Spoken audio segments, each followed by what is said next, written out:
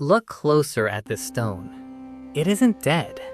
It has a heartbeat. If you slide a single strand of thread through the impossible gaps of these interlocking carvings, you are touching a profound architectural enigma written 9 centuries ago.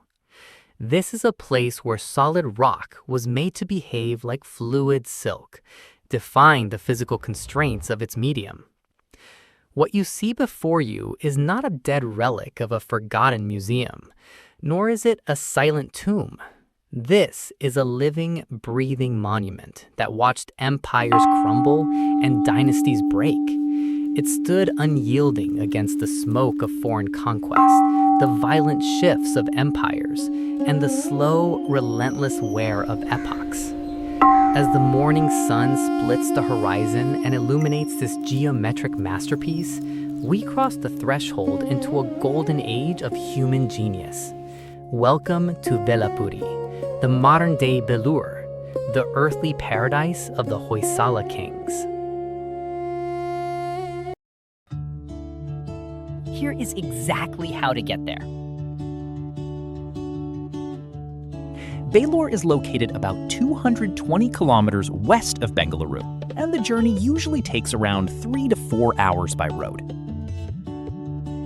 If you're driving or taking a taxi, just head out on National Highway 75. You will pass through Kunagal and Hassan along a very smooth, well-paved route.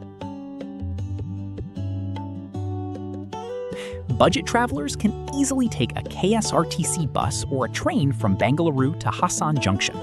From Hassan, Belur is just a short 40-minute local bus or taxi ride away.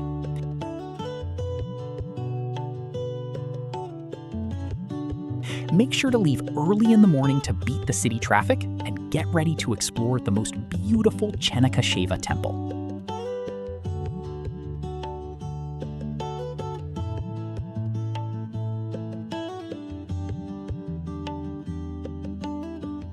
In the early dawn of the 11th century, the Hoysala dynasty did not inherit golden thrones or sprawling imperial palaces.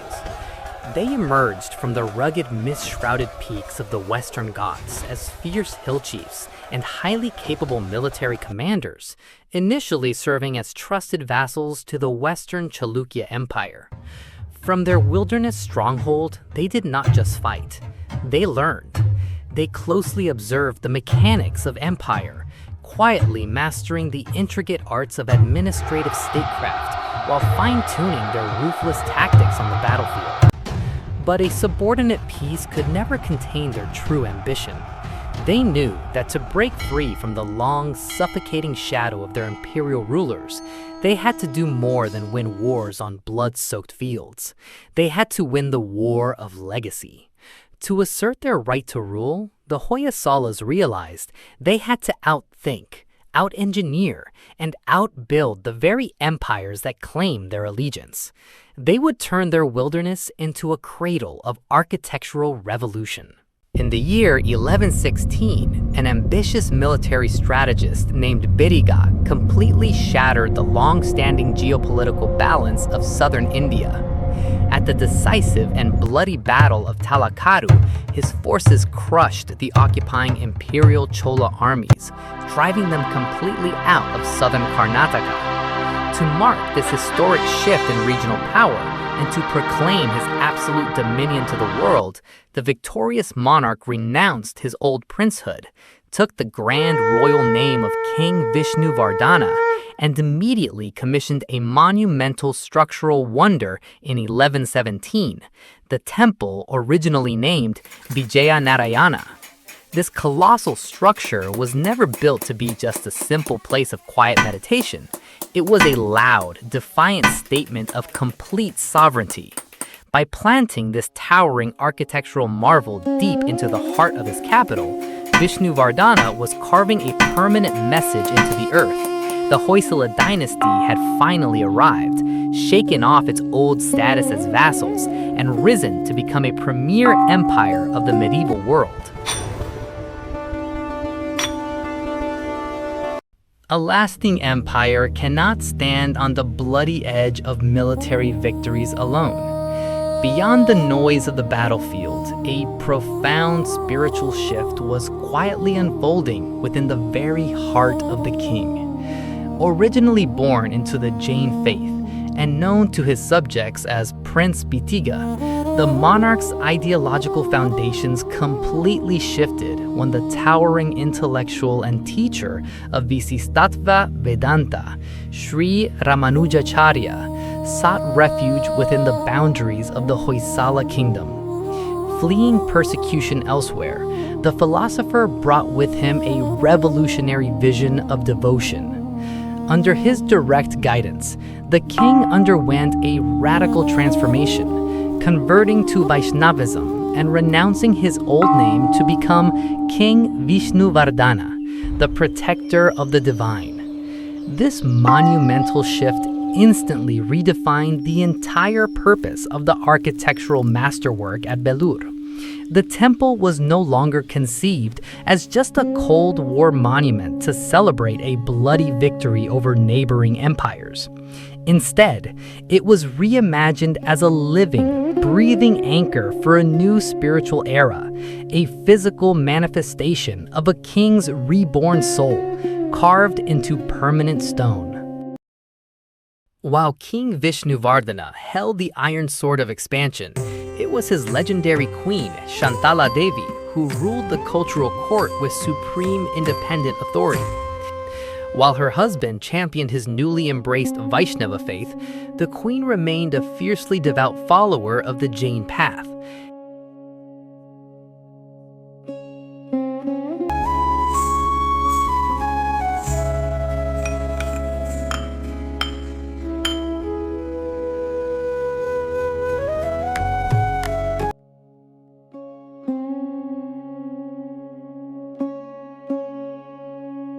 But her legacy is etched deepest right here, in the very geometry of the rock. Queen Shantala Devi was a highly celebrated virtuoso of the classical arts, and local history tells us that her ritual performances on this very circular dance floor served as the definitive anatomical blueprints for the temple's iconic iconography. Look up at the breathtaking Madanika figures framing the roof. The master sculptors didn't merely invent these celestial dancers from imagination. They watched the queen. They captured the precision of her shifting weight, the hyperextended tension of her muscles, and the complex engineering of her classical poses, locking her living movement into the soft soapstone forever. When you look at these walls, you're not looking at static decoration. You're looking at a 12th century choreography manual, preserved eternally in stone.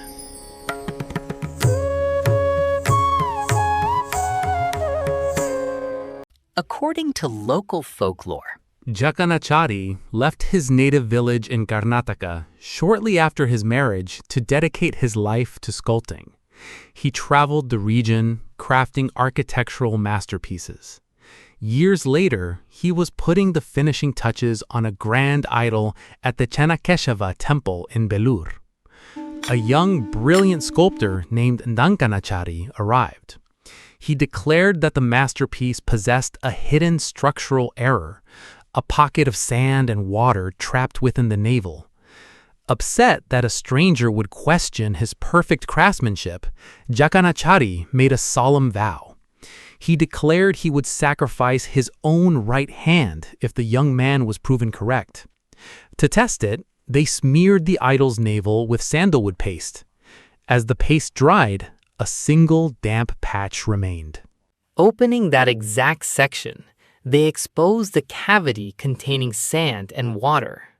True to his promise, the master sculptor sacrificed his right hand. Jakanachari learned that the talented challenger was his own long-lost son, who had traveled in search of him. Driven by devotion, Jakanachari prayed to the deity. He received a vision instructing him to return to his birthplace, Kridapura. He returned and constructed another magnificent temple using his remaining hand. Upon its completion, a miracle occurred, and his missing hand was completely restored. Because of this, his birthplace was renamed Kaidala, which translates to the place of the restored arm in Kannada. How did human hands achieve details so minute that they seem to defy iron tools? The answer lies in the unique material science of the Deccan, chloritic schist or soapstone. The soapstone belongs to a class of metamorphic rocks rich in magnesium. Its high concentration of talc makes it incredibly soft, rating only 1 to 2 on the Mohs hardness scale when freshly quarried. Because groundwater remains trapped within the stone's microscopic pores, it retains an almost elastic flexibility. This unique property means it absorbs the shock of a mallet strike rather than fracturing along natural fault lines. Artisans could treat the stone almost like a dense hardwood, shaving off ribbon-like curls of rock rather than chipping away brittle shards. The carving process. Hoysala master sculptors exploited this temporary softness through a highly specialized workflow. It is assumed that Massive blocks of raw schist were mounted onto heavy wood flywheels to turn perfectly spherical, mirror-polished temple pillars. Deep undercutting. Sculptors carved entirely behind figures, leaving tiny 3D elements like individual beads on a necklace hanging free in mid-air. Micro-piercing. Using fine iron needles and bow drills, artists bored microscopic holes into stone canopies to mimic delicate lace and foliage. The curing phase. The true magic of the material lies in its transformation after carving. Once the stone is exposed to the atmosphere, a multi-phase curing process begins. Dehydration. The trapped quarry water evaporates from the outer layers of the stone. Carbonation. Atmospheric carbon dioxide reacts with the magnesium and calcium inside the stone matrix, forming microscopic networks of hard carbonate minerals. Oxidation. Iron impurities within the chlorite oxidize upon contact with the air, shifting the stone's color from a dull, earthy greenish gray to a deep, lustrous black. This chemical shift forms a protective, weather-resistant skin over the carvings. While the interior of the stone retains some of its original elasticity, the outer shell becomes tough enough to withstand centuries of monsoon rains and blistering tropical sun, without losing its razor-sharp edges.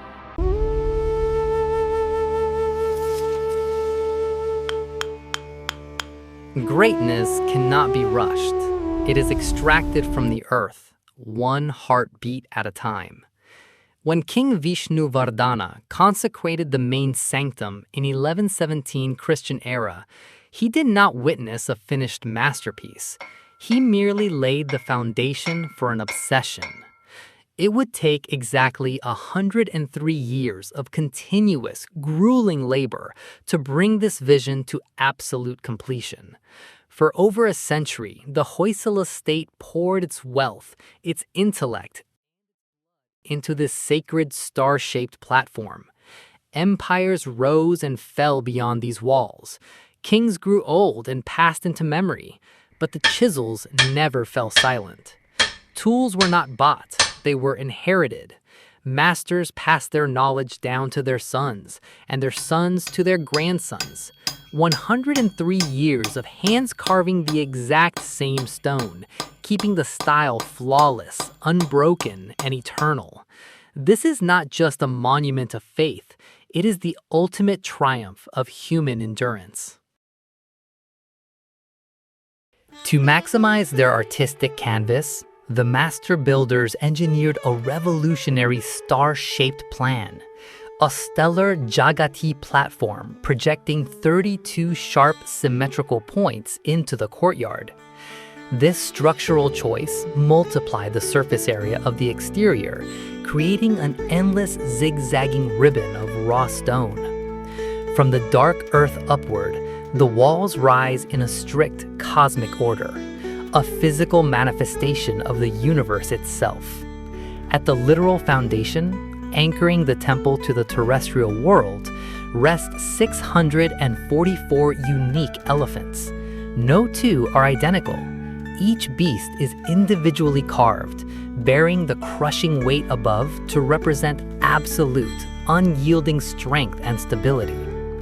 Directly above the herd, the tiers ascend through layers of celestial symbolism: roaring lions for courage, galloping horsemen for unmatched speed, and delicate scrollwork representing the infinite loops of nature. But do not look only at the grand monument. Look outside, scattered across the open terrace.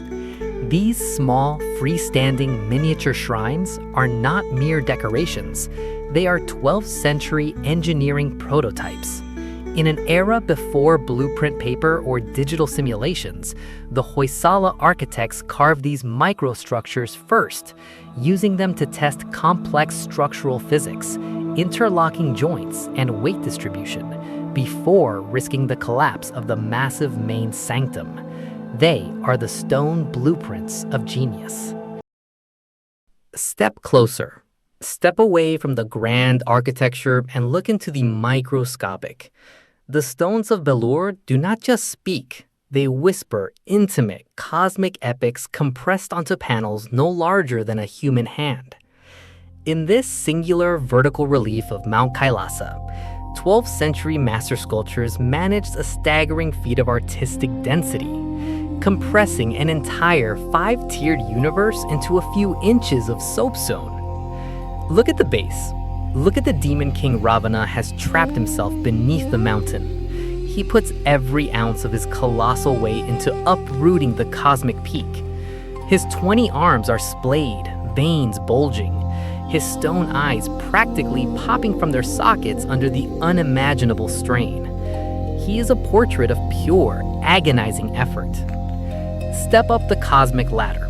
Above his straining heads, the middle worlds are in absolute chaos. You can see the panic frozen in stone, snakes coiling tightly in terror, wild forest animals scattering in flight, and celestial guardians looking down in sheer panic as the mountain shakes. The entire ecosystem is vibrating with fear. But look at the apex. At the absolute summit sits Lord Shiva, completely untouched by the chaos below. He sits in serene meditation alongside Parvati. He does not strike back. He does not use a weapon. Instead, with supreme, effortless grace, Shiva extends a single toe and gently presses down on the mountain peak. With that solitary, feather-light touch, the entire mountain stabilizes. The demon's massive, roaring ego is utterly crushed under the weight of divine peace. The Hoysala artists didn't just carve stories here. They captured the ultimate triumph of stillness over chaos.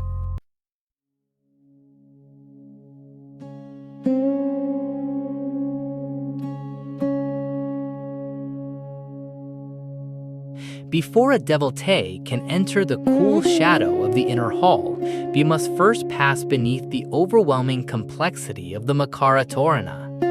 Look up at this monumental stone lintel.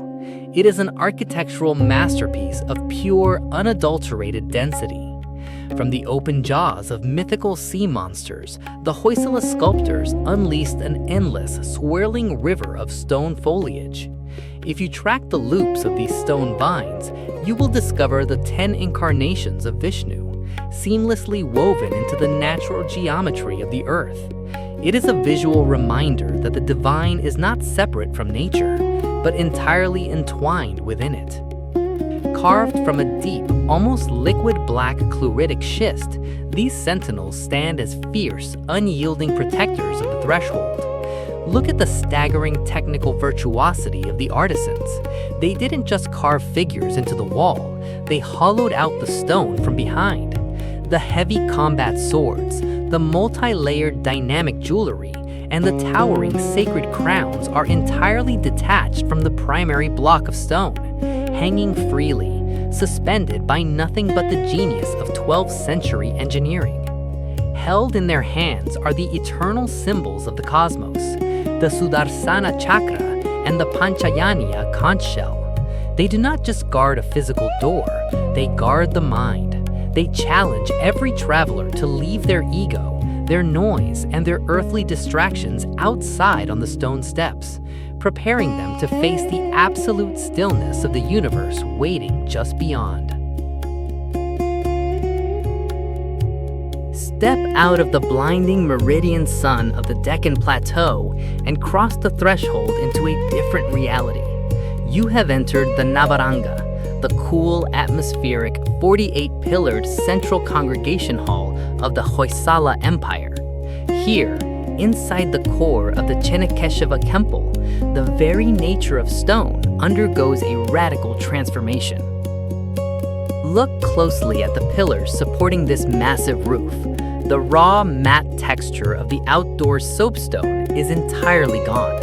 In its place is an ultra-smooth, dark gunmetal surface, showcasing an almost metallic, mirror-like finish. Deep within the shadowed expanse of the Navaranga Hall, two extraordinary columns stand as the dual anchors of its spiritual and artistic weight. Together, they represent a masterclass in cosmic balance, pitting absolute complexity against breathtaking simplicity. Look first at the legendary Narasimha pillar. This column is a staggering, mind-boggling display of miniature virtuosity. Thousands of microscopic figures are packed into its surface, each one an individual masterpiece of detail, layered over one another in a dense network of divine stories. It is an overwhelming manifestation of artistic ambition. Yet, if you look closer, right at its very heart sits a profound mystery: the bullseye.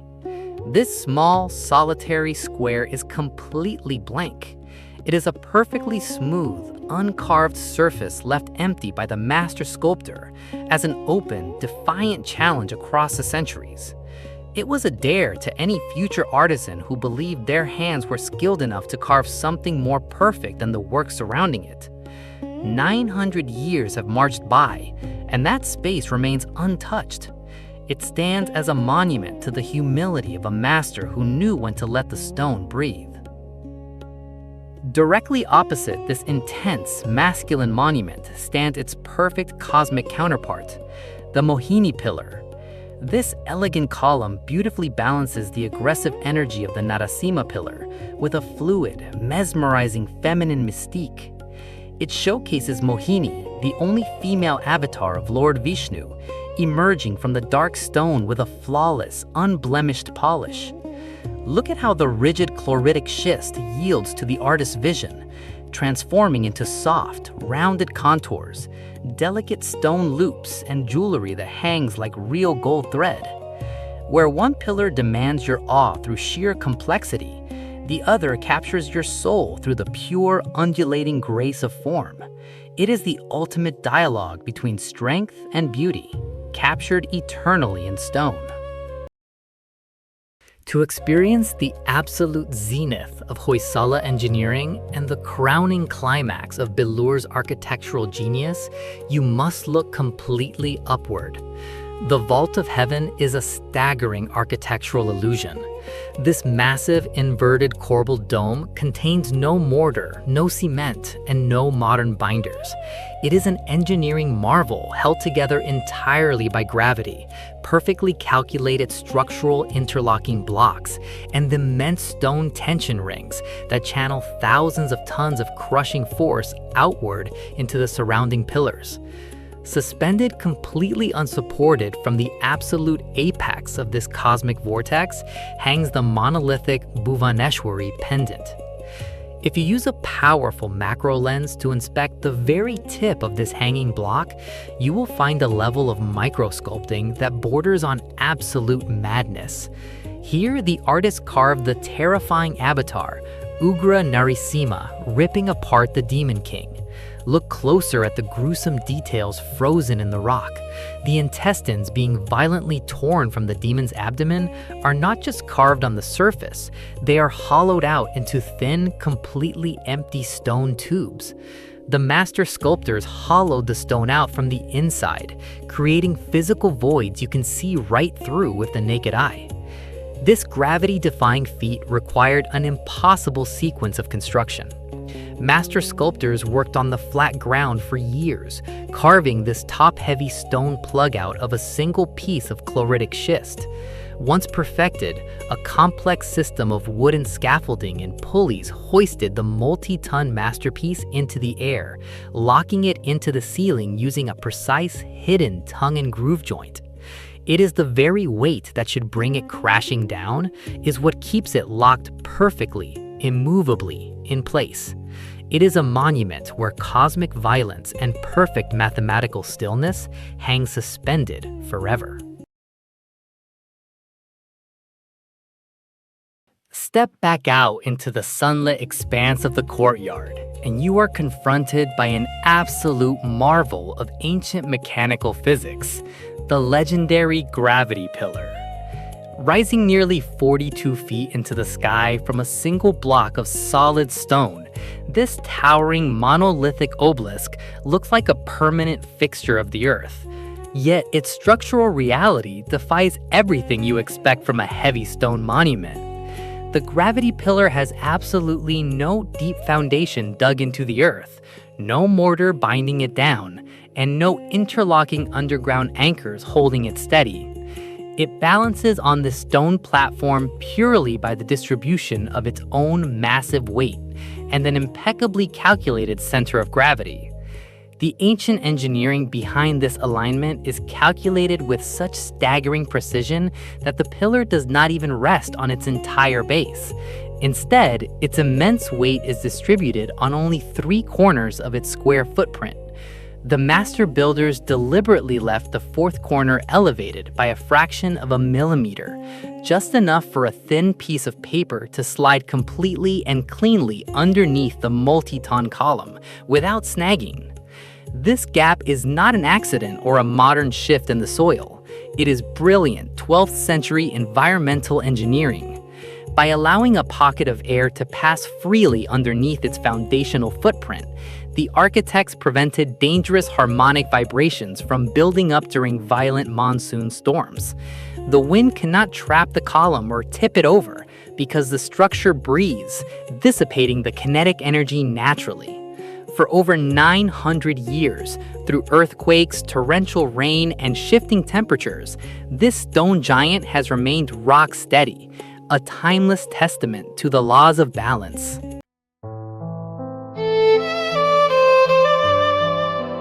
In the opening decades of the 14th century, the political foundations of the Hoysala world cracked.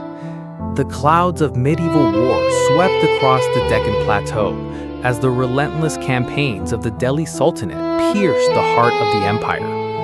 Just a few miles away, the grand capital of Halebidu was brought to its knees, reduced to a silent, broken graveyard of desecrated masterworks.